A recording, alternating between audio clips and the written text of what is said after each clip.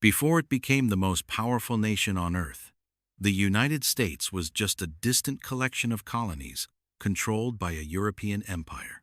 These settlements were created to serve British interests, not to become an independent nation. Yet within just 2 centuries, this small group of colonies would reshape global politics, economics, and influence. To understand how that happened, we must begin with why these colonies existed in the first place. For centuries, European kingdoms were locked in constant competition.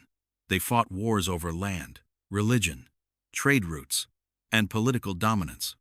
These wars were expensive, and empires needed new sources of wealth to survive and expand. This pushed European powers across the Atlantic toward the Americas, where land and natural resources promised enormous profit. Spain, France, and Britain all built overseas colonies, not for freedom or democracy, but to strengthen their empires. Britain eventually established 13 colonies along the eastern coast of North America. Over time, these settlements grew into busy towns with farms, ports, shipyards, and strong trade networks. Economically, the colonies became productive and increasingly self-reliant, but politically, they had almost no power. Major laws were written in London, and British officials controlled trade and taxation.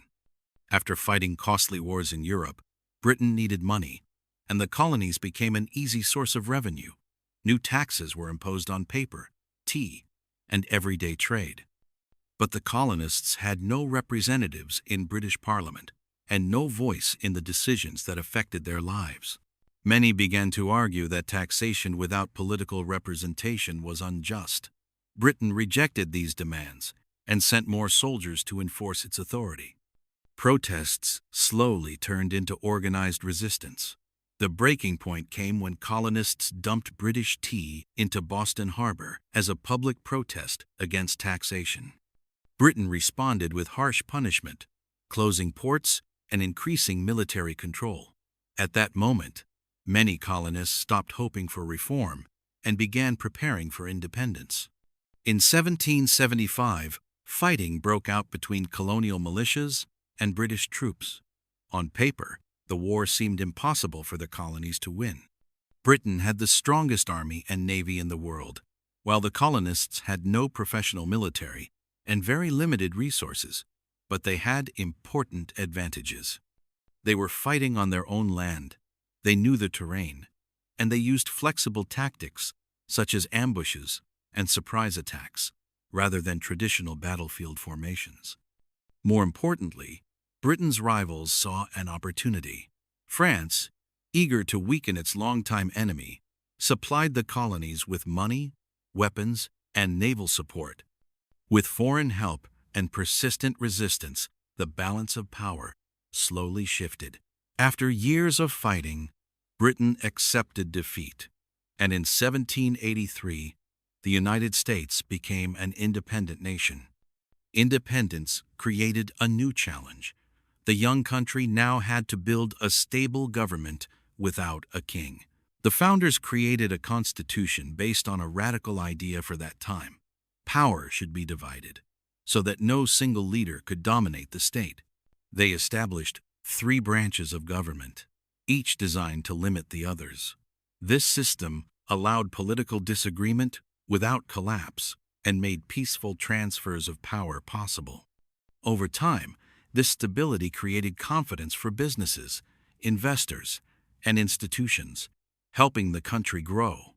With political foundations in place, the United States began expanding westward. Sometimes land was purchased, and sometimes it was taken through war and the forced removal of Native American populations. Expansion was often violent and unjust, but it placed enormous land and resources under American control. The country gained fertile farmland, forests, coal, iron, and later oil. Railroads connected the coasts, factories expanded in cities, and millions of immigrants arrived to work in industry and agriculture. By the late 19th century, the United States had become the world's largest industrial economy.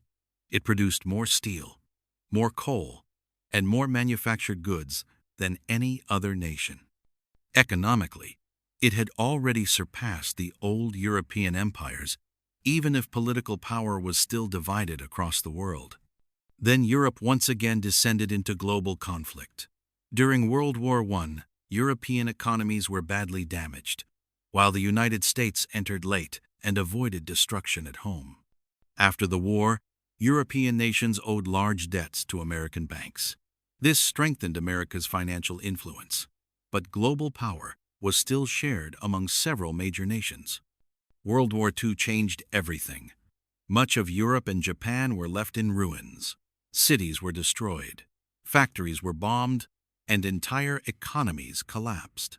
Meanwhile, American industry expanded dramatically by supplying weapons and equipment to the Allied forces.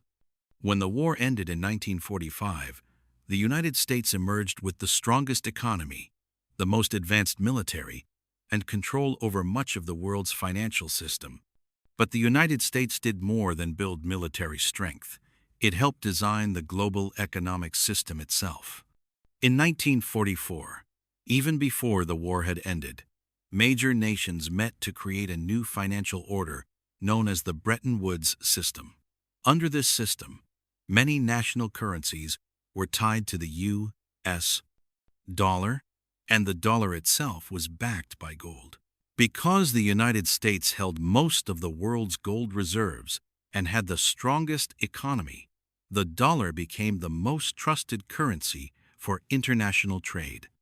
This meant that global commerce began to depend on American money. Banks, governments, and corporations all needed dollars to buy goods, repay loans, and stabilize their own currencies. Over time, the dollar became the center of the global financial system. Even after the gold link was removed in the 1972, American influence remained strong. The United States reached agreements with major oil-producing countries to sell oil only in U.S. dollars. Since every modern economy depends on oil, every country now needed dollars to function. This system became known as the petrodollar system, and it created constant global demand for American currency. This gave the United States a powerful economic advantage. At this point, only one country could rival American power: the Soviet Union. For decades, global power was divided between these two giants. But in 1991, the Soviet Union collapsed. Its economy failed, its political system broke apart, and its global influence rapidly declined. For the first time in modern history, the world had only one true superpower. The United States now stood alone at the top of the global system, with unmatched military reach, economic strength, and political influence. Today, what began as 13 small colonies has grown into a nation that shapes the world in multiple dimensions. The United States maintains the largest military budget on Earth, with advanced technology and strategic bases across the globe. It has the world's largest economy, hosting the most influential financial markets. American companies lead critical technology sectors, from artificial intelligence and cloud computing to aerospace and biotechnology, while U.S. universities remain among the world's top research institutions. At the same time, American movies, music, and digital platforms reach billions of people worldwide, creating cultural influence that extends far beyond politics or borders. This combination of military strength, economic leadership, technological innovation, and cultural influence defines America's power in the global system today.